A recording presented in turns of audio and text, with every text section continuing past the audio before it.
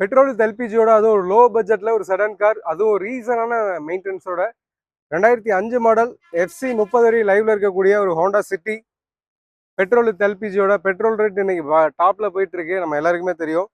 LPG இருக்குங்க, நீங்கள் எல்பிஜிலையும் use பண்ணிக்கலாம். இனி வர காலங்களில் எல்பிஜியோட வெஹிக்கிள் பார்த்தீங்கன்னா பயங்கரமான ரேட் ஏற போகுது. டயர் பாயிண்ட்லாம் ஆல்மோஸ்ட் ஒரு 40% மேலே இருக்குது.